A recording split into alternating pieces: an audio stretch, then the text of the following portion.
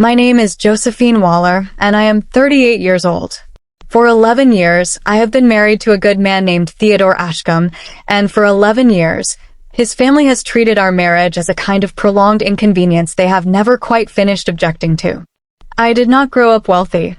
My father drove a delivery truck for a regional grocery chain until his knees gave out, and my mother raised 4 children on a part-time bookkeeper's salary in a small rented house 2 towns over from where the Ashcombe family has lived, in some version of their current mansion, for 4 generations. I met Theodore at 26, when we both worked entry-level jobs at the same commercial title company, back before either of us had any idea that his family's name carried the particular kind of weight it apparently carries in certain rooms. Before I continue this story, let me know where you are watching from in the comments below. Hit like and subscribe if you have ever been told in your own family's house that you did not belong there. I want to tell you honestly that I did not fall in love with Theodore because of his family's money. I fell in love with him during long, unglamorous nights reviewing property records together, laughing over bad vending machine coffee, discovering that we shared the same dry sense of humor and the same stubborn, patient approach to solving problems most people found tedious.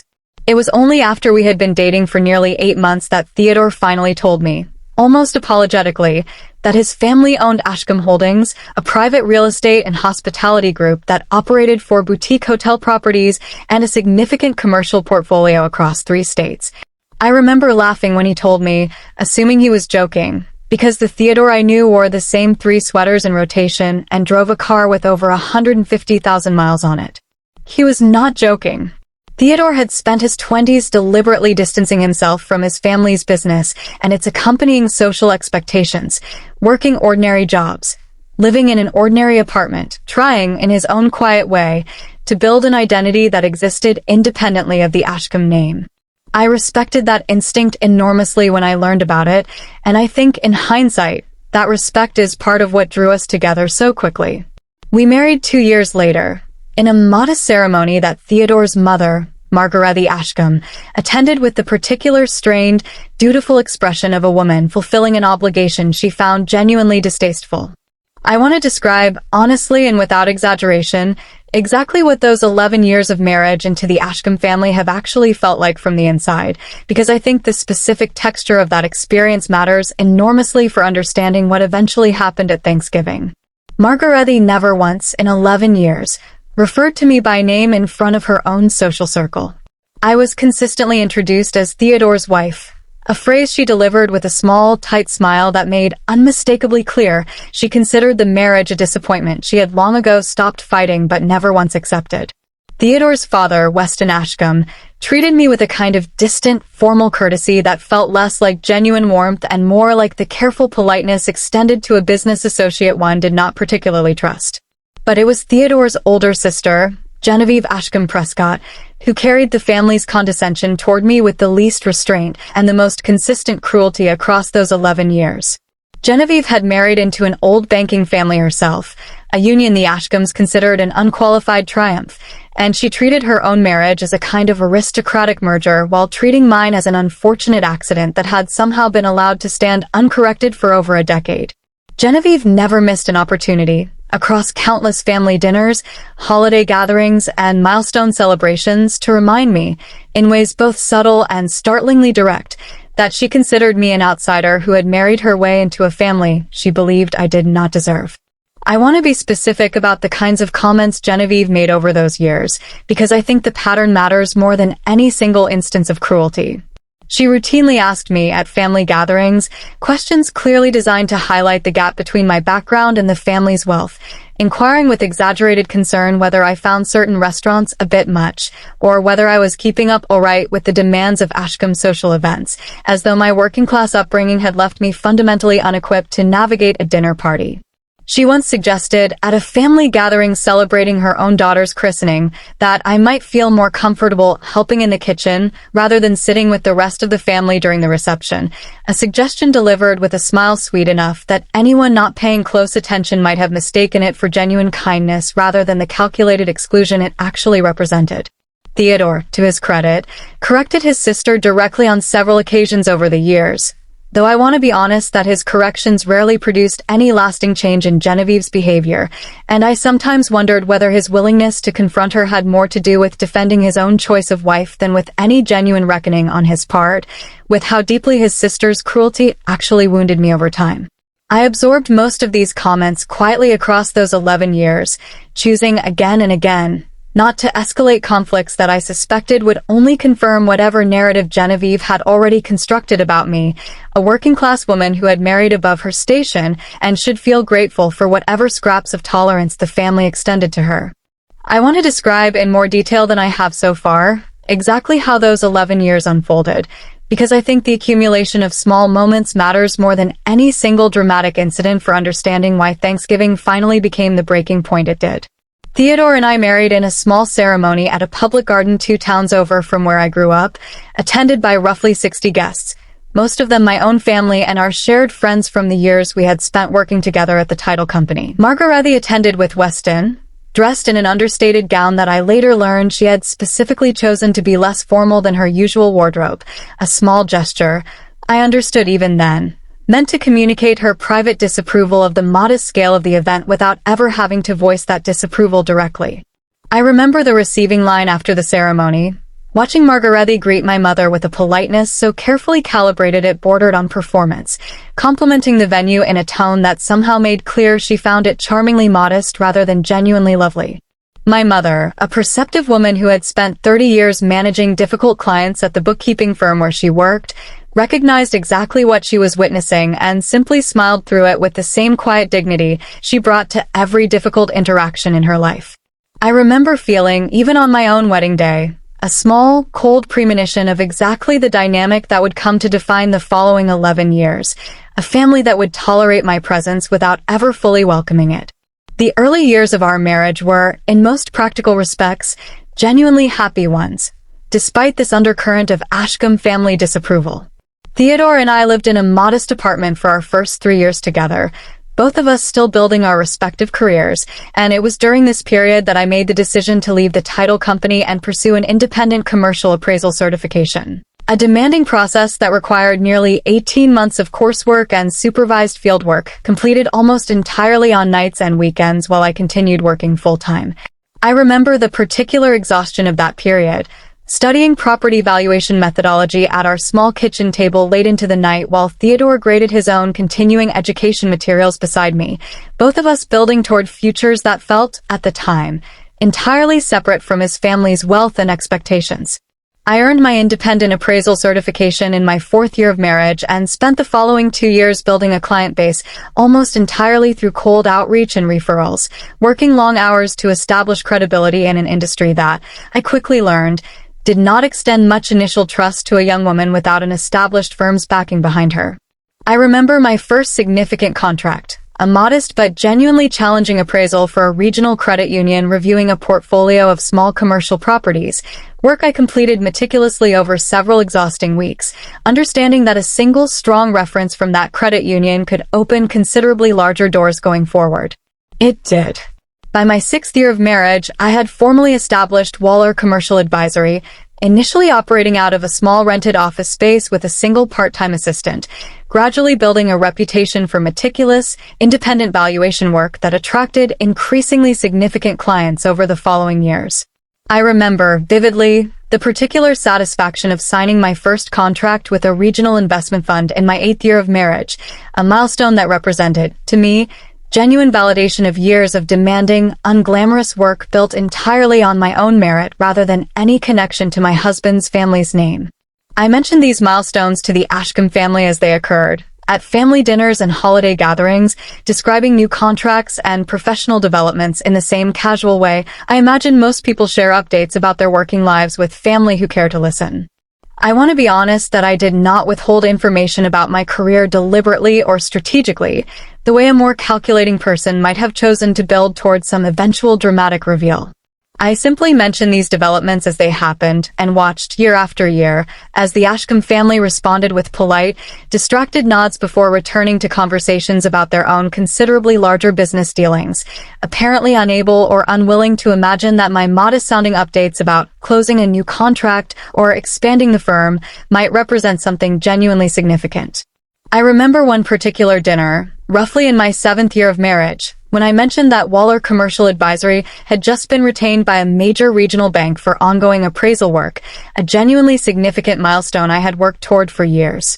Weston, seated at the head of the table, responded with a brief, polite, "That's nice, dear," before turning immediately back to a conversation with one of his own business associates about a considerably larger commercial development his own firm was pursuing. I remember the particular sting of that moment, not because Weston's response was overtly cruel, but because it revealed, with such casual clarity, exactly how little curiosity this family extended toward understanding what I had actually built, simply because they had already decided, years earlier, that whatever I did professionally could not possibly rival the scale of their own accomplishments. Genevieve's condescension, as I mentioned earlier, carried a considerably sharper edge than her parents' distracted dismissiveness. I want to describe one additional incident from those years that I have not yet mentioned, because I think it illustrates the particular flavor of cruelty she brought to these interactions. In my 9th year of marriage, at a family gathering celebrating Weston's 65th birthday, Genevieve asked me, in front of several extended family members, whether I found it difficult managing a household on Theodore's more modest salary, given that he had chosen, all those years earlier, to work independently rather than join the family business directly. I explained, as I had many times before, that Theodore and I managed our household through our combined incomes, mine included, and that my firm had, in fact, grown considerably over the preceding years. Genevieve's response, delivered with the same sweet, condescending smile she deployed so consistently, was simply, "Of course, dear, every little bit helps, I'm sure." The phrase, "every little bit helps," landed with a particular, deliberate cruelty, reducing years of demanding professional growth to something incidental, a hobby that supplemented rather than genuinely contributed to our household stability. I said nothing in response that evening, the way I had said nothing in response to dozens of similar comments across the preceding years, choosing, as I so often did, to absorb the cut quietly rather than escalate a conflict I suspected would only confirm whatever narrative Genevieve had already constructed about me. I did not build this business publicly or with any particular fanfare within the Ashcombe family, partly because Theodore's relatives had shown so little genuine interest in my professional life over the years that volunteering details felt increasingly pointless, and partly, I will admit honestly, because some quiet, stubborn part of me had grown curious. In the way you sometimes grow curious about your own capacity for patience, to see exactly how long this family could sustain its comfortable assumption that I was simply an unremarkable woman who had married into wealth she did not otherwise possess.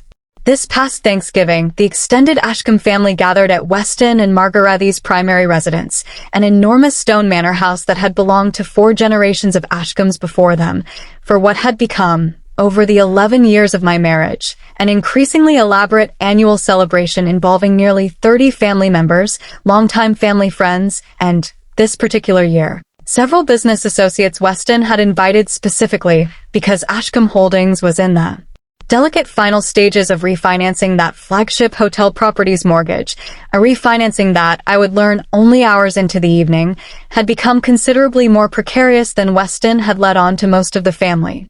I want to describe in more detail than I initially offered exactly what that refinancing represented for the Ashcombe family, because understanding its significance clarifies why Weston had made the somewhat unusual decision to invite banking associates to a family holiday in the first place.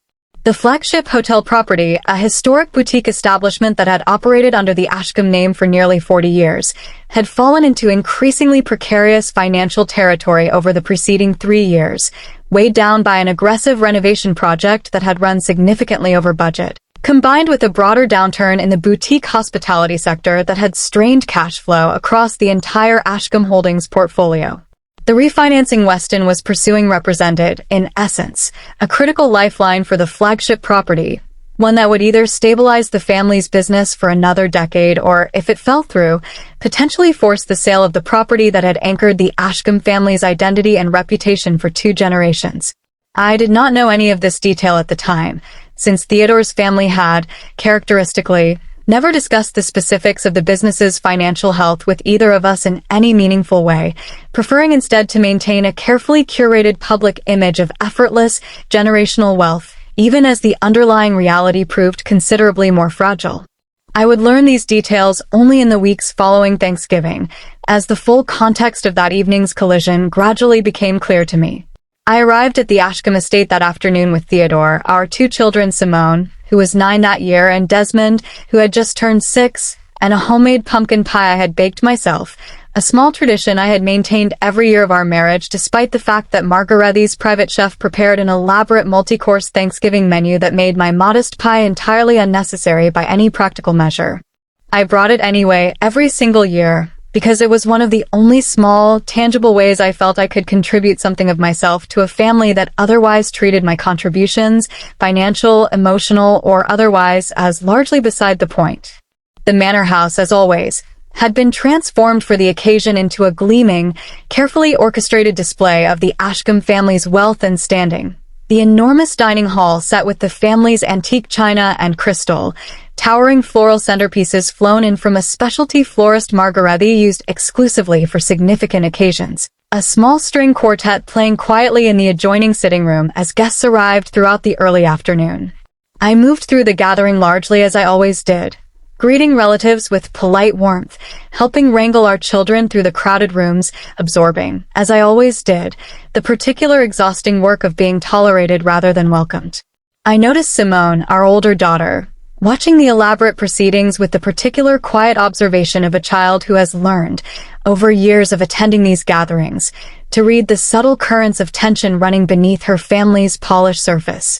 I remember her asking me quietly, as we made our way toward the main sitting room, why Aunt Genevieve always seemed to look at me like she smelled something bad, a question I did not have a satisfying answer for in the moment, and one that stayed with me for the remainder of the evening, a small, sharp reminder that my children had been absorbing the texture of this family's condescension toward me for years, whether or not I had ever fully acknowledged it directly to them. I noticed, roughly an hour into the gathering, a cluster of unfamiliar guests near Weston, a group of 4 men in expensive but understated business attire, who carried themselves with the particular composed formality of people accustomed to significant financial negotiations rather than casual family holidays. Theodore, when I asked him quietly who they were, explained that his father had invited a small group from the bank currently handling Ashcombe Holdings refinancing, along with the bank's outside legal counsel, to discuss some final details over the holiday weekend, a slightly unusual arrangement that Theodore himself seemed somewhat uncertain about, though he assured me it was simply his father's way of demonstrating hospitality to important business partners. I did not think much more about that detail in the moment, focused instead on managing our children through the crowded early afternoon and navigating the usual careful diplomacy required to survive several hours in Genevieve's company without incident. I remember, specifically, a conversation roughly 40 minutes before the seating incident occurred. When Genevieve approached me near the sitting room and asked, with her characteristic sweetness, whether I had found time between all your little appointments to properly prepare for the holiday, a phrase that managed, in its careful vagueness, to simultaneously diminish whatever professional work I might have and imply that I had barely managed to contribute anything meaningful to the day's preparations, despite the pie I had spent the previous evening baking from scratch. It was roughly 90 minutes before the formal dinner service began, during the transition when guests were gathering in the main dining hall to find their assigned seats, that the incident occurred which would ultimately unravel the entire evening in ways nobody present, myself included, could have fully anticipated. I had gone to find our children, who had wandered toward the kitchen with several of their young cousins, and I returned to the dining hall to discover that the seating arrangement, which I had reviewed earlier that afternoon and confirmed included my name at a table with Theodore and our children among the extended family, had apparently been reorganized in my absence. Genevieve stood near the head of the dining hall, directing the final seating adjustments with the particular brisk efficiency she brought to every occasion where she could position herself as the family's true hostess, a role she clearly relished and one that Margarethi, increasingly deferring to her daughter's energetic management of these events, seemed content to allow. I found my name card, a small folded piece of ivory cardstock with elegant calligraphy, sitting not at the family table where I had expected it, but on a smaller, plainer table set near the kitchen entrance, alongside place settings for the household's catering staff and several of the temporary servers Margarethi had hired for the occasion. I stood there for a long moment, looking at my own name printed in that same elegant script, positioned unmistakably among the staff rather than the family, and I felt the particular cold, exposing shame of public humiliation before I had even fully processed what was happening. Genevieve noticed me standing there and approached with the composed, faintly satisfied expression of a woman who had clearly anticipated this exact moment and prepared, in advance, precisely how she intended to handle it. "Oh, Josephine," she said, her voice carrying easily enough through the crowded dining hall that several nearby relatives turned to listen. "I hope you don't mind. We needed to rearrange the tables slightly to accommodate Father's business guests, and I thought it made more sense to seat you with the staff. You understand, don't you? You're not really family the way the rest of us are family, and I thought you might actually feel more comfortable there anyway, given everything." The dining hall fell into an uncomfortable, uncertain silence, several relatives exchanging awkward glances, unsure whether Genevieve's comment constituted an acceptable family joke or something considerably more cruel than the room felt equipped to address directly. I looked at my own place setting among the household staff, at the small folded card bearing my name in the same elegant calligraphy used for every other guest in that room, and I felt, for a long moment, the particular vertigo of understanding exactly how completely this family had decided, collectively and over 11 years, that I did not fully belong among them. I want to describe, honestly, what went through my mind in that specific moment, because I think it matters for understanding everything that followed. I did not feel the urge to cry, or to flee the gathering entirely, or to engage in the kind of dramatic, emotional confrontation that Genevieve, I suspected, half expected and had likely already prepared a calm, reasonable-sounding response to should it occur. I felt, instead, a quiet, settled clarity, the particular clarity that arrives after 11 years of small, accumulated cuts finally reach a threshold large enough to demand a response. "Thank you for clarifying that, Genevieve," I said, keeping my voice level and carrying easily enough through the quieted dining hall that everyone present could hear it clearly. "I want to make sure I understand correctly. You're saying that after 11 years of marriage to your brother, after 11 years of holidays, birthdays, and family gatherings, you still consider me staff rather than family." Genevieve's composed expression flickered slightly, clearly having anticipated a different response, perhaps quiet embarrassment or tearful retreat rather than direct, calm confirmation of exactly what she had just said in front of 30 witnesses. "I simply meant," she began, her voice slightly less certain than a moment earlier, "that given your background, I thought, you thought I would feel more comfortable sitting with the household staff," I finished for her, "because my father drove a delivery truck and my mother worked as a bookkeeper, rather than because my family happened to own several boutique hotels for 4 generations. I want to make sure everyone in this room understands the actual reasoning here, Genevieve, rather than the softer version you're attempting to offer now that the room has gone quiet." Weston Ashcombe, standing nearby with the small group of banking associates I had noticed earlier, cleared his throat uncomfortably. "Josephine, I'm sure Genevieve didn't mean anything by it. There's simply been some confusion with the seating given how many guests we have this year." "With respect, Weston," I said, turning to face him directly, "I don't think there's any confusion here at all. My name card was placed, quite deliberately, at the staff table, alongside the catering team you hired for this evening. I'd like to understand whether that decision reflects your own view of my place in this family, or whether it was entirely Genevieve's initiative." The room had gone entirely silent now, 30 relatives and several unfamiliar business guests watching a confrontation unfold that none of them, I suspect, had anticipated witnessing over Thanksgiving dinner. Theodore appeared beside me then, having returned from wherever he had been managing our children, his expression shifting rapidly from confusion to genuine alarm as he registered the tension gripping the room. "What's happening?" he asked quietly, glancing between me and his sister. "Your sister seated me with the household staff," I said, keeping my voice steady, and explained that she did so, "because I'm not really family the way the rest of you are family. I thought you should hear that directly, rather than secondhand." Theodore's face went through a rapid, visible transformation, confusion giving way to something considerably harder and more resolute than I had seen from him in 11 years of watching him navigate his family's casual cruelty toward me. "Genevieve," he said, his voice carrying a controlled fury I had rarely heard from him, "tell me you did not just do that." "Theodore," I simply thought. Genevieve began, but Theodore cut her off with a sharpness that visibly startled several of the older relatives standing nearby. "I don't want to hear what you thought," he said. I want to know exactly why, after 11 years of marriage, you decided this was the year to finally say out loud what you've apparently believed the entire time. Josephine is my wife. She is the mother of your niece and nephew.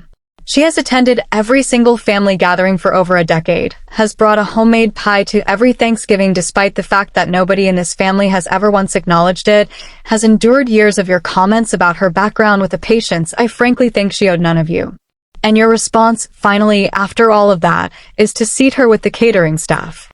The silence that followed Theodore's words carried a different weight than the uncomfortable, uncertain quiet that had preceded it, something closer to genuine reckoning settling over the assembled family as they absorbed, many of them for the first time, the full pattern of treatment I had quietly endured for over a decade. It was into that particular silence that one of the unfamiliar business guests, an older man I had noticed earlier standing quietly near Weston, stepped forward and spoke for the first time that evening. "I want to apologize for interrupting what is clearly a family matter," he said, his voice carrying the particular measured authority of someone accustomed to being listened to in serious rooms. "But I believe there may be some relevant context here that could clarify things considerably. Weston, may I ask, does your daughter-in-law happen to work in commercial real estate advisory?" The question landed in the already tense room with an odd, unexpected weight, Weston's expression shifting from mortified embarrassment over the family scene to sudden, sharp confusion. "I'm sorry, Harold, I don't believe I follow. Josephine Waller," the man said, turning toward me with an expression of genuine, dawning recognition.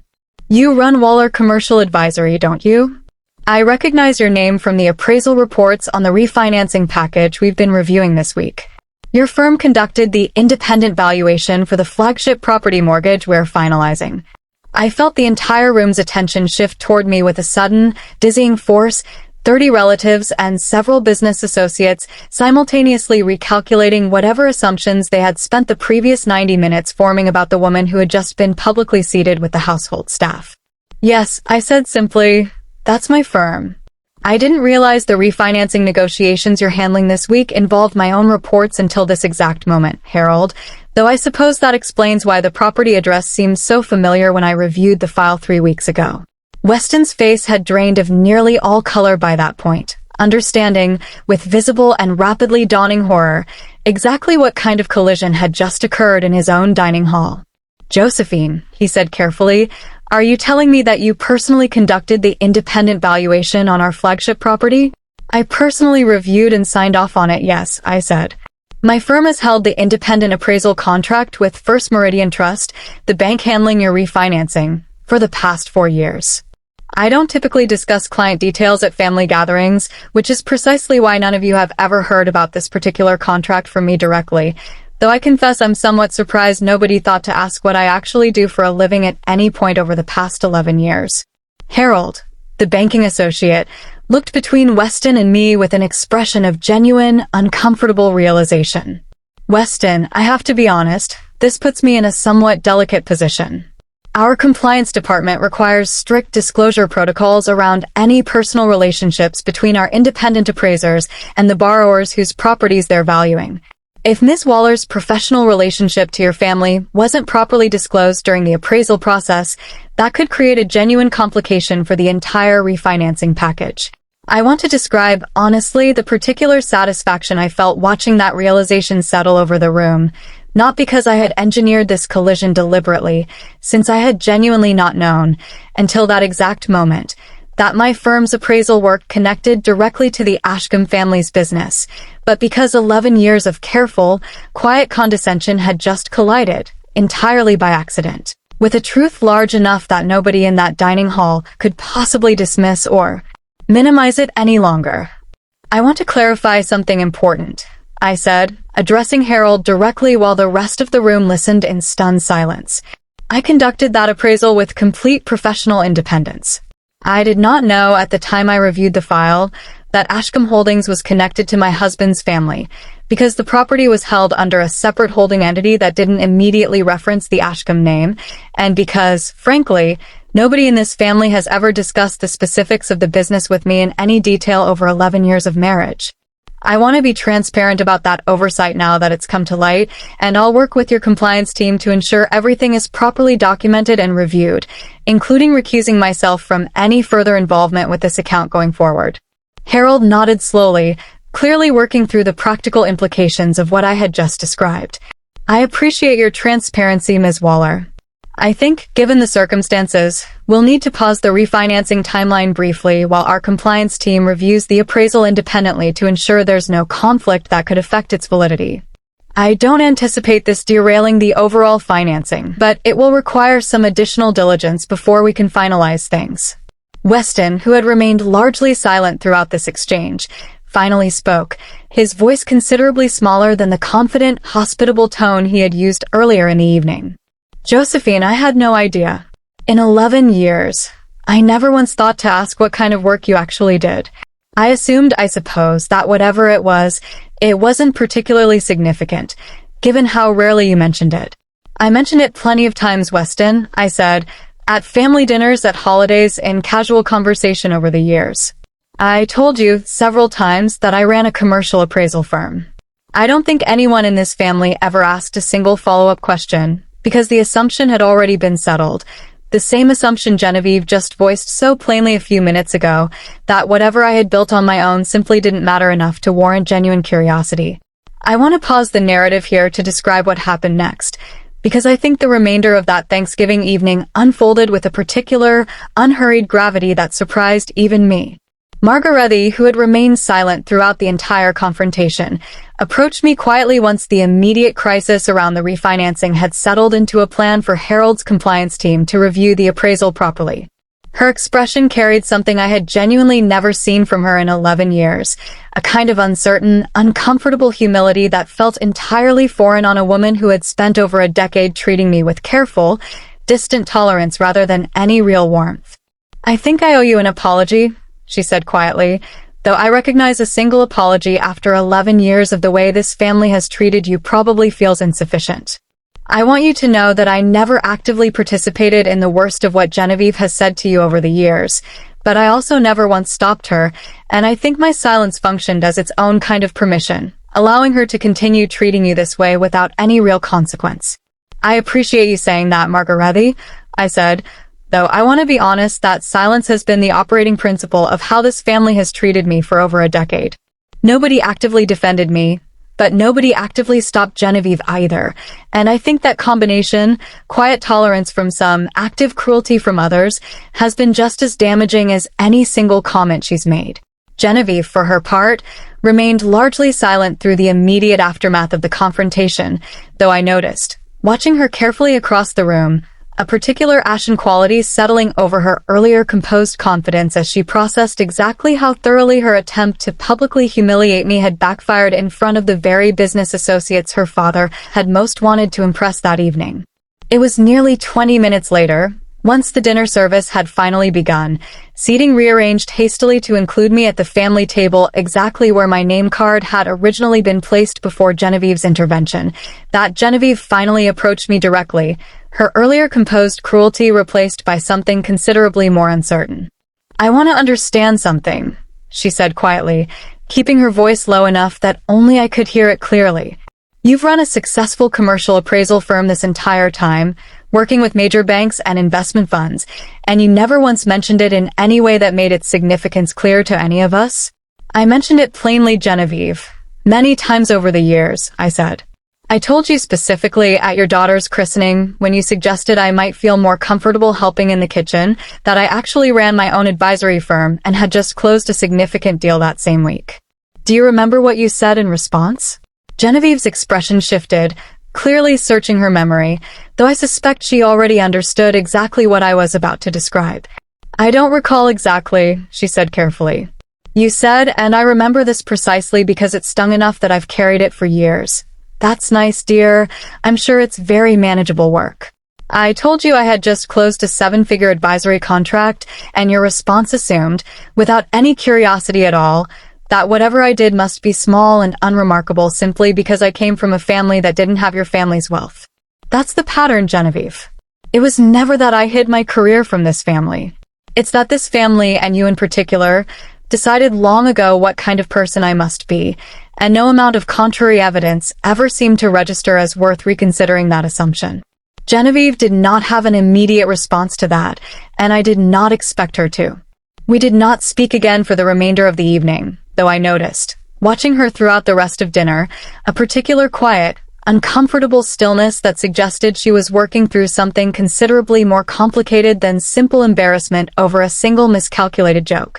I want to go back briefly to a detail from the confrontation itself that I have not yet fully described, because I think it adds important texture to understanding exactly how the room reacted once the full weight of what had happened began to settle. Roughly a dozen relatives, in the immediate aftermath of Harold's recognition of my name, approached me individually over the remainder of the evening, some offering awkward apologies, others simply engaging me in the kind of genuine, curious conversation about my work that I had waited 11 years to receive from this family.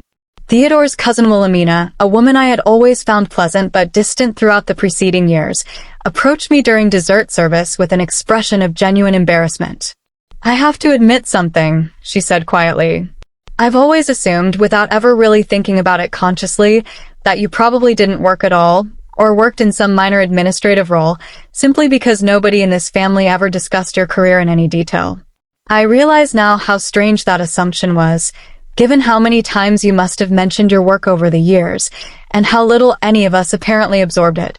I appreciated Wilhelmina's honesty, though I want to be clear that not every reaction that evening carried the same genuine humility. One of Genevieve's closest friends, a woman named Cordelia who had attended several previous Ashcombe holidays, approached me with a considerably more defensive posture, suggesting that perhaps the entire situation had simply been a misunderstanding blown out of proportion, rather than the pattern of genuine cruelty I understood it to represent.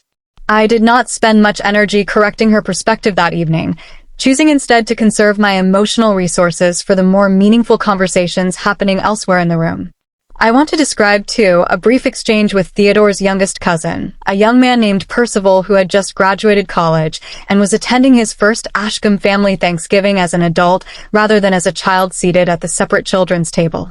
He approached me later that evening with the particular earnest directness of someone young enough not to have yet learned the family's careful diplomatic evasions. "I don't really understand what just happened," he admitted, "but I heard Aunt Genevieve say something pretty awful to you, and then everyone got really quiet and weird, and now apparently you're some kind of big deal in commercial real estate. Can you actually explain what happened? Because nobody's giving me a straight answer."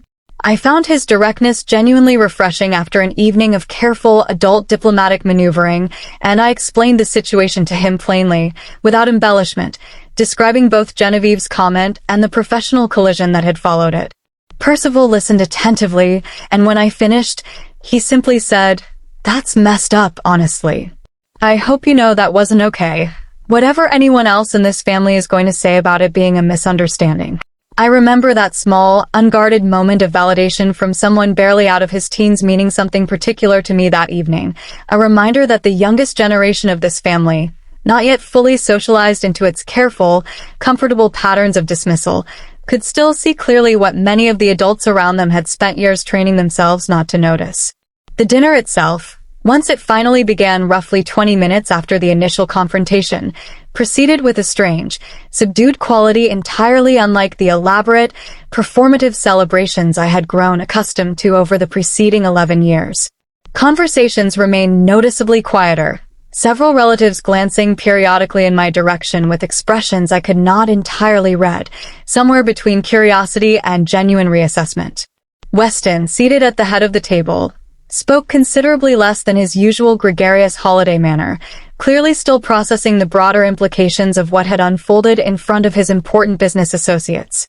I noticed Genevieve, seated several places down the table, picking at her food with visible discomfort, occasionally glancing toward me with an expression that suggested she was working through something considerably more complicated than simple embarrassment over a miscalculated joke.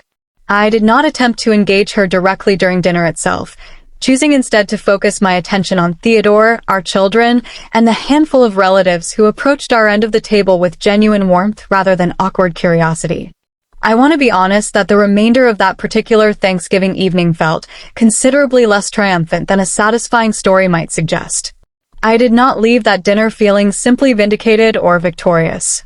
I left feeling exhausted, emotionally raw, and uncertain exactly how the coming weeks and months would unfold, aware that a single dramatic evening, however consequential, could not instantly undo 11 years of accumulated patterns, however clearly that evening had finally exposed them for what they actually were.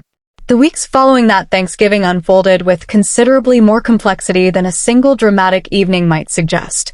The compliance review Harold's team conducted on my original appraisal took nearly 5 weeks to complete, a process I found myself unexpectedly anxious about despite my confidence in the underlying integrity of my original work, precisely because I understood how much was riding on the outcome, not simply for my own professional reputation, but for the broader financial stability of a family I remained legally and emotionally connected to regardless of how poorly they had treated me over the years. I want to describe in more detail the specific mechanics of that compliance review, because I think the process itself illustrates something important about the particular tension between my professional integrity and my complicated personal relationship to the Ashcombe family. Harold's compliance team requested a complete file review of my original appraisal, cross-referencing every data point and methodology decision against industry standards to confirm that no aspect of the valuation had been influenced, even unconsciously, by my personal connection to the property owners. I cooperated fully with that review, providing my complete working files, my original site visit notes, and detailed documentation of every comparable property I had used to establish the valuation baseline. The review ultimately confirmed exactly what I had expected it would, that my original appraisal had been conducted with complete methodological rigor and produced a valuation figure consistent with what any independent appraiser without personal ties to the family would likely have reached given the same underlying data. Harold called me personally to relay the compliance team's findings, roughly 5 weeks after Thanksgiving, and I remember the particular relief I felt hearing his confirmation, not simply because it protected my professional reputation, but because it validated, with genuine external authority, that 11 years of the Ashcombe family's casual dismissal of my professional competence had been built on nothing more than convenient assumption, rather than any accurate understanding of the caliber of work I actually produced. I want you to know, Harold told me during that call, that in my 22 years handling commercial refinancing, I've seen plenty of appraisers whose work required considerable scrutiny once a conflict of interest surfaced. Your file was, frankly, one of the cleanest reviews our compliance team has conducted in years. Whatever complicated history exists within your husband's family, I want you to understand that the quality of your professional work speaks entirely for itself. I want to describe, too, exactly how Weston Ashcombe processed the broader implications of what had happened at Thanksgiving, because his reaction proved considerably more layered than simple embarrassment over a family scene. Weston requested a private meeting with me roughly 3 weeks after the holiday, held at a quiet restaurant rather than the family estate, a meeting I agreed to attend cautiously, uncertain what to expect from a man who had spent 11 years treating me with distant, formal courtesy rather than any genuine warmth. I want to start by acknowledging something directly, Weston said, once we were seated. I have spent this family's entire history building a certain image, a certain standard of what belongs at our table and what our name represents. I think, somewhere along the way, I let that image become more important than actually understanding the people my children chose to build their lives with. I want you to know that I've reviewed, in the weeks since Thanksgiving, exactly how significant Waller Commercial Advisory has actually become, the client roster, the contracts, the reputation you've built in an industry that doesn't extend trust easily to newcomers. I find myself, frankly, quite impressed and equally embarrassed that it took a business collision at my own Thanksgiving table for me to actually look closely enough to understand what my daughter-in-law had built. I appreciate you saying that, Weston, I said, though I want to be honest that impressed is a strange word to hear now, after 11 years of watching this family treat my work as an afterthought at best. I don't need your admiration for what I've built. What I needed, for over a decade, was simple curiosity, a willingness to ask a genuine question rather than assume you already knew the answer. Weston nodded slowly, absorbing that correction without argument. That's fair, he said. I think, if I'm honest, our family has operated for generations on a certain assumption about who belongs within our circle and who doesn't, an assumption built more on inherited wealth and family lineage than on any genuine assessment of character or accomplishment. I watched my own father operate that way, and I suppose I simply inherited the pattern without ever seriously questioning it until this Thanksgiving made the cost of that pattern impossible to ignore. I want to be fair to Weston in describing this conversation, because I believe his reflection, however belated, carried genuine substance rather than simple performance. In the months following that meeting, Weston made visible consistent efforts to engage more directly with my professional life, asking informed questions about specific projects, occasionally referencing industry developments he had apparently researched independently in order to have more substantive conversations with me. I do not believe 11 years of distant formality could be fully undone through a single meeting or a few months of improved effort, but I recognized, and continue to recognize, that Weston's shift represented something more genuine than simple damage control. I want to describe, honestly, the conversations that followed within my marriage during those weeks, because I think they matter as much as the dramatic Thanksgiving confrontation itself. Theodore and I spoke at length, in the days immediately following the holiday, about exactly how much his family's decade of casual cruelty had actually cost me, emotionally and otherwise, over the years. Conversations that proved considerably more difficult than either of us anticipated, precisely because they required Theodore to reckon honestly with his own pattern of intervening only occasionally, rather than consistently, whenever his sister's condescension toward me crossed a line severe enough to demand a response. I keep thinking about all the smaller comments I let slide, Theodore told me, during one particularly difficult conversation roughly a week after Thanksgiving. The comments about restaurants being too much for you, the suggestions that you'd be more comfortable in the kitchen, dozens of smaller cuts over 11 years that I noticed but didn't always address, because I told myself each individual comment wasn't quite severe enough to warrant a real confrontation.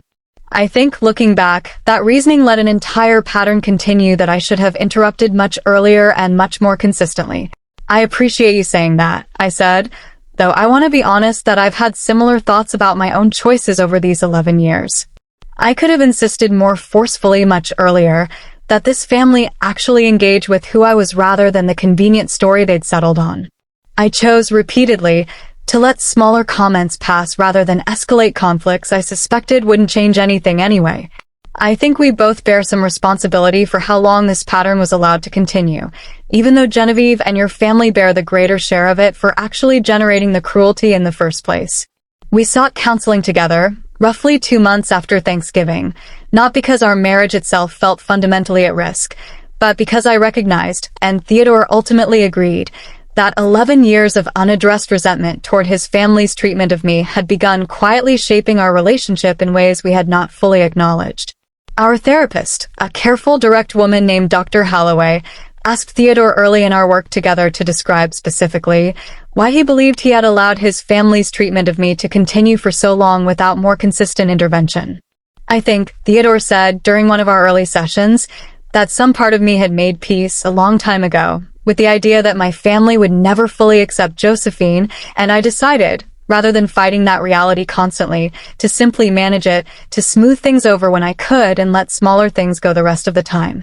I think I told myself that approach protected our marriage from constant conflict, but I understand now that it actually just protected my own comfort, at Josephine's expense, allowing her to absorb years of cruelty I could have interrupted far more consistently. Dr. Holloway turned to me and asked how hearing that explanation affected me. It confirms something I suspected for a long time, I said. That Theodore's love for me was genuine, but that his conflict avoidance with his own family consistently took priority over defending me in the moment, even when defending me would have cost him relatively little in the grand scheme of things. I think what's hardest is understanding that this wasn't really about me specifically. It was about Theodore's own complicated relationship with his family's expectations, and I happened to be the person who absorbed the cost of that unresolved dynamic. My relationship with Genevieve did not repair itself quickly or completely in the months following that Thanksgiving, and I want to resist the temptation to describe a clean, satisfying reconciliation that would misrepresent how genuinely difficult that repair process actually proved to be. Genevieve reached out to me directly roughly 2 months after the holiday, requesting a private conversation that I agreed to, cautiously, uncertain what to expect given the particular ugliness of what had transpired at Thanksgiving. I've spent 2 months thinking about what I said, she told me, during that conversation, held over coffee at a quiet cafe far from any Ashcombe family gathering. I keep coming back to the fact that I said it in front of 30 people, which tells me something uncomfortable about how casually I'd already decided privately that you weren't real family, long before I ever said it out loud publicly. Saying it in front of everyone wasn't really the mistake. The mistake was believing it in the first place for 11 years, without ever genuinely trying to know you. I appreciate that you're naming it that clearly, Genevieve, I said.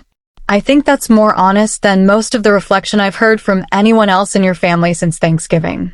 I don't know if I'm ready to simply move past 11 years of this treatment because of one difficult conversation, but I do think this is a more useful starting point than anything I've heard from you before. I want to describe one additional conversation with Genevieve, held roughly 6 months after Thanksgiving, because I think it captures something important about the slow, uneven nature of genuine repair.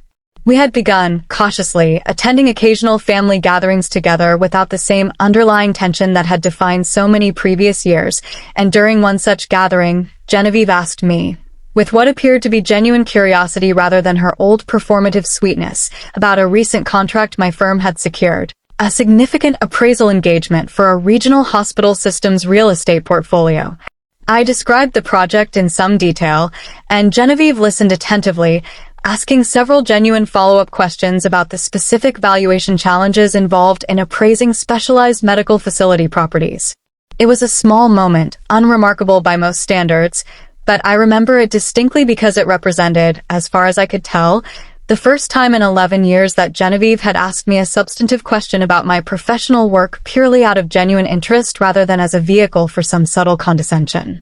I want you to know, she said, once I had finished describing the project, that I actually find this work genuinely interesting, and I'm ashamed it took me this long to ask you a real question about it. I think I spent years assuming there wasn't much to ask about, and I understand now how insulting that assumption actually was. I do not want to suggest that this single conversation fully repaired 11 years of accumulated damage, because I do not believe it did, or that any single conversation reasonably could. But I recognized in that moment something genuine shifting in how Genevieve engaged with me, a willingness, finally, to approach our relationship with actual curiosity rather than the comfortable, condescending assumptions that had defined it for over a decade. I want to describe, too, the reaction of the wider Ashcombe extended family in the months following that Thanksgiving, because the story of that evening spread, as these things inevitably do, well beyond the immediate family into cousins, aunts, and longtime family friends who had, over the years, absorbed some version of the same casual dismissiveness toward me that Genevieve had voiced so directly. Theodore's uncle, a retired judge named Bertram Ashcombe, who had always treated me with polite but distant courtesy rather than active cruelty, called me directly several weeks after the holiday. "I want to tell you something," he said, without much preamble. I sat 2 tables away when Genevieve made that comment, and I said nothing in the moment, the same way I've said nothing for 11 years watching this family treat you as somehow less legitimate than the rest of us. I've been a judge for 30 years, Josephine, and I built a career on the principle that people deserve to be judged by their actual conduct and character rather than by assumptions about their background. I failed to apply that same principle within my own family, and I wanted to call and tell you directly that I regret that failure. I appreciated Bertram's honesty, and I want to note that his was not the only such conversation I had in the months following Thanksgiving. Several cousins reached out with similar acknowledgments, some more genuine than others, and I found myself, in that period, developing a clearer sense of exactly which relationships within the extended Ashcombe family had been built on real curiosity about who I was, and which had simply been sustained by polite, comfortable distance that required no genuine engagement at all. I want to describe, too, a conversation I had with my own mother roughly a month after Thanksgiving, because I think her perspective offered me something I had not fully considered on my own.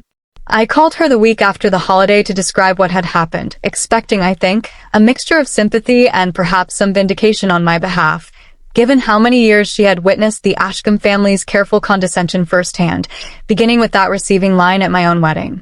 "I want to tell you something I've thought about for 11 years, my mother said, once I had finished describing the Thanksgiving confrontation in full detail.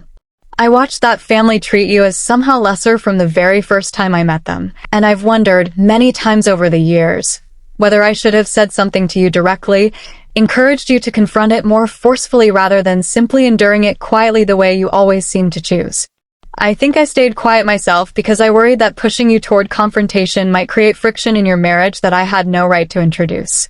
But watching you describe what finally happened at that dinner table, I find myself wishing I had said something years earlier, encouraged you to demand better treatment long before circumstances forced the issue for you. I don't think you did anything wrong, Mom, I said. I think all of us, in our own ways, made the same calculation, that enduring smaller cruelties quietly was easier than escalating conflicts that might not have changed anything anyway. I don't think that calculation was unreasonable, given what we all understood about how entrenched that family's assumptions were. I just think, looking back now, that the calculation cost more than any of us fully appreciated at the time. My mother's reflections stayed with me in the weeks that followed, prompting me to think more carefully about the particular intergenerational pattern of endurance that had shaped both her life and mine, women who had learned, through years of navigating difficult circumstances with limited resources, that quiet patience often proved more practical than direct confrontation, even when that patience came at a genuine emotional cost. I do not think that pattern is inherently wrong, and I recognize the particular wisdom embedded in choosing your battles carefully rather than exhausting yourself fighting every small injustice. But I have come to believe in the months since Thanksgiving that there is an important distinction between strategic patience and simple, prolonged self-erasure, and that I had, for at least some portion of those 11 years, drifted further toward the latter than I fully recognized at the time. I want to describe one additional aspect of the aftermath that I have not yet mentioned, because I think it matters for understanding the full scope of what changed following that Thanksgiving. Simone, our older daughter, who had asked me that quiet, perceptive question about why Aunt Genevieve always looked at me strangely, approached me again roughly 2 weeks after the holiday, having clearly absorbed at least some version of what had transpired that evening, likely through overheard conversations between Theodore and me in the days following the confrontation. Mom, she said, with the particular directness 9-year-olds sometimes bring to conversations adults have spent considerable energy trying to avoid, did Aunt Genevieve really say you weren't real family? I considered, for a moment, how honestly to answer that question, uncertain how much detail was appropriate to share with a child, but ultimately deciding that Simone deserved a truthful, age-appropriate answer rather than a comfortable evasion. She did say that, I told her, and it wasn't true, and it wasn't kind, and I want you to understand something important. Sometimes people in families say hurtful things because they've made assumptions about someone without actually taking the time to get to know them properly. That doesn't make the hurtful thing true. It just makes it hurtful and wrong. Are you and Aunt Genevieve still going to be okay? Simone asked. I don't know yet, I told her honestly. I think we're working on it. But I want you to know that no matter what happens between me and Aunt Genevieve, you are absolutely, completely part of this family, on both sides, and nobody gets to decide that you don't belong somewhere simply because of where your family came from or how much money anyone has. I think about that conversation with Simone often because I recognized, in the weeks and months following Thanksgiving, that one of the most important consequences of finally confronting the Ashcombe family's pattern of condescension was ensuring that my own children would not grow up absorbing the same lesson I had spent 11 years quietly, unconsciously teaching them. That enduring casual cruelty from family was simply the reasonable price of belonging to a complicated, wealthy family. I wanted, going forward, for both Simone and Desmond to understand clearly that dignity is not something you earn through quiet endurance, but something you are owed regardless of your background, your profession, or anyone else's comfortable assumptions about your worth. I want to describe, too, the professional aftermath of that Thanksgiving, because it extended well beyond the immediate compliance review into something I had not anticipated at all. Harold, the banking associate who had first recognized my name, reached out to me directly several weeks after the holiday with an unexpected proposal. I want to be direct with you, he said during our call. Your handling of that situation at Thanksgiving, disclosing the conflict immediately and transparently despite how personally difficult that moment clearly was, told me a great deal about your professional integrity. We're looking to expand our roster of independent appraisers for a broader portfolio of commercial properties across the region, and I'd like to discuss whether your firm might be interested in a significantly larger contract. That conversation ultimately led, over the following 6 months, to Waller Commercial Advisory more than doubling its client base, a professional expansion that had nothing directly to do with the Ashcombe family's business, since I had formally recused myself from any further involvement with their accounts, but which emerged, indirectly, from the same evening that had begun with my own name card placed among the household staff. I hired 6 additional employees over the following year, expanding my small team from 8 to 14 people, a growth trajectory that required considerable additional investment of my own time and energy, but which also represented, in its own quiet way, a kind of vindication I had not been seeking but found genuinely meaningful once it arrived. I want to describe, too, my evolving relationship with Margaretti in the months following Thanksgiving, because I think it developed somewhat differently than my relationship with either Weston or Genevieve. Margaretti had remained largely silent throughout the immediate confrontation at the dinner table, and her private apology to me that same evening had carried a particular, careful honesty that I found genuinely disarming given how distant she had remained throughout the preceding 11 years. In the months that followed, Margaretti began, gradually and somewhat awkwardly, inviting me to lunch on occasion, conversations that started stilted and formal but slowly, over several months, developed into something considerably more genuine than anything we had shared previously. I remember one particular lunch, roughly 4 months after Thanksgiving, when Margaretti asked me directly about my own mother, a question that surprised me given how little curiosity the Ashcombe family had ever extended toward my side of the family over the preceding 11 years. "I've thought about your mother often since Thanksgiving," Margaretti said. "I remember meeting her at your wedding, and I remember behaving in a way I'm not proud of, treating the venue and the modest scale of everything with a kind of quiet condescension I told myself, at the time, was simply an honest assessment rather than the cruelty it actually represented. I'd like to meet her again properly, if you'd be willing to arrange it, and actually get to know her this time rather than simply judging her from a comfortable distance." That lunch, when it eventually occurred roughly 2 months later, proved to be one of the more meaningful moments in the broader repair process that unfolded across that year following Thanksgiving. My mother and Margaretti spent nearly 3 hours discussing everything from their respective careers to their shared experience of raising children who had built lives considerably different from what either of them had originally imagined, and I remember watching the two of them find genuine common ground I would not have predicted possible given how differently their lives had unfolded. I want to be honest, though, that not every relationship within the extended Ashcombe family repaired itself as meaningfully as my relationship with Margaretti or, eventually, with Genevieve. Several cousins and family friends, despite their initial acknowledgments in the immediate aftermath of Thanksgiving, gradually reverted to a kind of polite, distant formality that suggested their earlier reflections had been more performative than genuinely transformative. I have made peace with the reality that not every relationship damaged by years of careless assumption will fully heal, and I have chosen, instead, to invest my energy in the relationships, within and beyond the Ashcombe family, that have shown genuine, sustained willingness to know me as I actually am rather than as a convenient story someone once found easier to believe. I think often about that particular irony, the way an evening designed specifically to remind me of my supposedly marginal place within the Ashcombe family instead became the exact occasion that finally, undeniably, demonstrated the genuine scope and significance of what I had built entirely on my own, independent of any connection to their wealth or their name. I did not need Harold's recognition to know the value of my own work, the same way I did not need Genevieve's eventual acknowledgement to know my own worth as a wife, a mother, and a member of a family that had spent 11 years failing to see me clearly.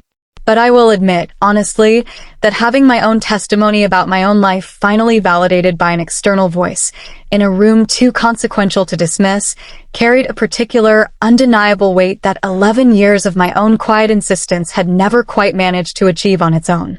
If there is a lesson in this story, and I have thought carefully about what that lesson actually is rather than simply accepting the satisfying shape of the reveal itself, it is this. A family's comfortable assumption about who you are, sustained long enough through silence and casual cruelty, can calcify into something that feels, to the people repeating it, like settled fact rather than the convenient fiction it actually represents. I spent 11 years absorbing small, accumulated cuts from people who claimed to love me, telling myself that letting each individual comment pass was simply the reasonable cost of keeping peace within a complicated family. I understand now, with the clarity that only comes after finally watching that pattern collapse under the weight of its own inaccuracy, That peace built on that particular foundation was never real peace at all. It was simply my own silence, mistaken by everyone around me, myself included for far too long, as something resembling acceptance. I think, too, about the particular danger of allowing exhaustion to masquerade as wisdom, the way I spent years convincing myself that my patience with the Ashcombe family's condescension represented some kind of mature restraint rather than simple, accumulated fatigue. I want to be honest that distinguishing between genuine strategic patience and simple self-erasure is considerably harder than it sounds in the abstract, particularly when you are living inside a family system that has spent years training you to interpret your own silence as the reasonable price of belonging.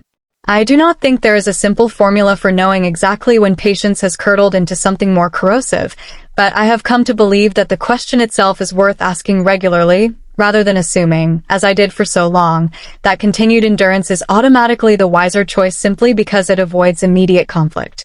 I want to describe, too, something I have come to understand about the particular role coincidence played in finally breaking this pattern, because I think it is worth naming honestly rather than allowing the story to suggest some inevitable, deserved reckoning that I had somehow engineered myself. I did not know, walking into that Thanksgiving dinner, that my firm's appraisal work connected directly to the Ashcombe family's business. Had Harold not happened to attend that particular gathering, had he not happened to recognize my name at exactly the moment Genevieve's cruelty had finally reached its most public and undeniable expression, I suspect that Thanksgiving might have simply become one more painful memory absorbed into the same pattern of quiet endurance that had defined the preceding 11 years. I have thought carefully about what that coincidence reveals, uncomfortable as the reflection sometimes proves to be. It suggests that my own voice, insisting for over a decade on the value of my work and the legitimacy of my place within this family, had never carried enough weight on its own to interrupt the pattern, and that it took an external, unimpeachable authority, arriving entirely by chance, to finally force a reckoning my own testimony alone had never managed to achieve. I do not think that reflects particularly well on how credibility functions within families like the Ashcombes, where a wife's own account of her own life and work apparently required outside validation before it could be fully believed. But I think it is an honest and useful thing to name, because I suspect my experience is not unique, that many people, particularly those who marry into families with deeply entrenched assumptions about status and worth, live through some version of this same slow erosion, quietly waiting, whether they fully recognize it or not, for some fortunate external event to finally force a correction their own voice was never quite enough to achieve alone. I still bring a homemade pumpkin pie to Ashcombe family Thanksgivings, though I no longer bring it hoping it will finally earn me the acknowledgement I once believed I needed from that family. I bring it now because I genuinely enjoy the tradition, and because I have finally, after 11 years, stopped needing anyone else's permission to occupy the seat at that table that was always rightfully mine. I want to describe one additional moment from that Thanksgiving evening that I have not yet mentioned, a brief but significant exchange between Theodore and Genevieve that occurred privately, away from the rest of the family, roughly an hour after the initial confrontation. Theodore recounted this conversation to me later that night, once we had returned home and our children were finally asleep, and I think it matters for understanding exactly how thoroughly that single evening reshaped the dynamics within his own family. I told her, Theodore said, that I had spent 11 years making excuses for her behavior toward you, telling myself each individual comment wasn't quite severe enough to warrant a real confrontation, and that I understood now exactly how much that reasoning had cost both you and our marriage. I told her that if she ever spoke to you that way again, in any capacity, at any family gathering, I would simply stop attending Ashcombe family events altogether, and I would make sure our children understood clearly why. How did she respond? I asked. She didn't have much of a response, honestly, Theodore said. I think she was still processing everything that had happened with Harold and the refinancing. But I wanted her to hear directly from me, not just from the fallout of a professional collision, that what she said tonight wasn't acceptable, and that my patience with her treatment of you had genuinely run out.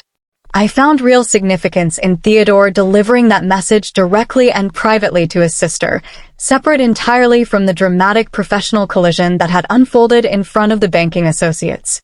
It told me that Theodore's own reckoning with his family's treatment of me was not simply a reaction to public embarrassment, but represented something more genuinely personal, a recognition. Finally arrived at after 11 years, that his loyalty to me deserved to be demonstrated consistently rather than only when circumstances forced the issue into public view. I want to close this account by returning, one final time, to the particular weight of that folded name card, the one that sat for 90 minutes at the staff table before I discovered it, the one I eventually kept as a quiet, private reminder of everything that Thanksgiving revealed. I think about the version of myself who stood in that dining hall, looking at her own name printed among the household staff, and I feel, even now, a complicated mixture of gratitude and lingering sorrow. Gratitude that the truth finally emerged clearly enough that nobody in that room could dismiss it any longer, and sorrow that it took 11 years, and one remarkable coincidence, for a truth I had been quietly living the entire time to finally be seen. I do not know whether I would have eventually forced this same reckoning on my own, without Harold's fortunate recognition, without the particular collision of my professional life and my husband's family's business colliding so completely in that dining hall. I have chosen, in the time since, not to dwell too long on that uncertainty, and instead to focus on what I have built and reclaimed in the aftermath. A marriage grounded in considerably more honesty than it operated on before, a professional reputation finally acknowledged by the very family that had spent over a decade dismissing it, and a clearer, steadier sense of my own worth that no longer depends on anyone else's willingness to finally notice it. I want to close with one final image from the Thanksgiving that changed everything, because I think it captures something the rest of this account, for all its detail, has not quite managed to express.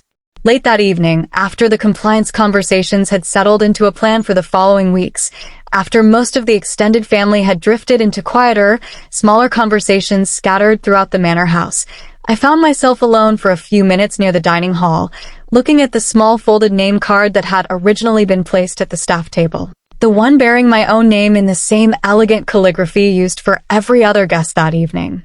I picked it up, that small piece of ivory cardstock, and I held it for a long moment, thinking about 11 years of quiet endurance, 11 years of small cuts absorbed without complaint, 11 years of watching a family decide, collectively and without ever asking me a genuine question, exactly what kind of woman I must be. I slipped the card into my pocket, and I have kept it since, in a drawer in my home office, not as a trophy of vindication, but as a small, plain reminder of exactly how long a person can sit quietly in the wrong seat before anyone, finally notices she belongs somewhere else entirely, at the actual table, among actual family all along. She's not real family, sit with the staff. I have turned that sentence over in my mind more times than I can count in the months since Genevieve first spoke it in front of 30 witnesses, and I no longer feel the sharp, exposing shame it once produced in that moment. I feel, instead, a quiet, settled clarity about exactly what that sentence actually revealed, not the truth about who I was, but the truth about how easily a family can convince itself that a comfortable, inherited assumption is worth more than the person sitting quietly in front of them, simply because nobody had bothered, for 11 years, to ask a single honest question. I sit exactly where I choose to sit now, at every family gathering, every holiday, every quiet dinner that follows, and I have made certain, in every room I enter since, that no one ever again decides on my behalf where I belong, or what I have or have not earned the right to claim as genuinely, rightfully mine. It took 11 years of quiet endurance and one extraordinary coincidence for that truth to finally be spoken plainly enough that an entire family could no longer look away from it. But I have learned the lesson completely now, and I do not intend to ever set it down again, at any table in any room, for as long as I live. If you find yourself, right now, quietly enduring some version of this same pattern, absorbing small cuts from people who claim to love you while telling yourself that patience is simply the wiser, more mature choice, I would ask you to consider, honestly, whether that patience has curdled, somewhere along the way, into something closer to self-erasure. I spent 11 years believing my silence was strength. I understand now that it was simply exhaustion wearing strength's clothing, and that real strength, when it finally arrived, looked considerably louder, considerably more disruptive, and considerably more necessary than I had ever allowed myself to imagine it could be. Sit with the staff, you're not real family. I heard those words once at my own family's table, and I will spend the rest of my life making certain that neither I nor my children, nor anyone who comes after us, ever has to hear them again without an answer ready, calm and undeniable, waiting at the very center of the room. I think, in the end, That is the truest measure of what changed that Thanksgiving. Not the refinancing delay, not the compliance review, not even the eventual imperfect reconciliation with Genevieve and the rest of the Ashcombe family. The truest measure is simply this. I no longer wait for permission to belong at any table I have rightfully earned a place at, and I no longer mistake someone else's comfortable silence for my own acceptance of a lesser seat. That single quiet shift in how I understand my own worth has proven, in the end, far more valuable than any apology, any professional recognition, or any belated reckoning the Ashcombe family ever managed to offer me. It is the one thing out of everything that Thanksgiving revealed that I carry with me now into every single room I enter, regardless of who is sitting at the head of the table and regardless of whose name happens to be printed on the walls around it. It is mine now, fully and permanently, in a way it never quite was before that particular holiday finally forced the truth into the open.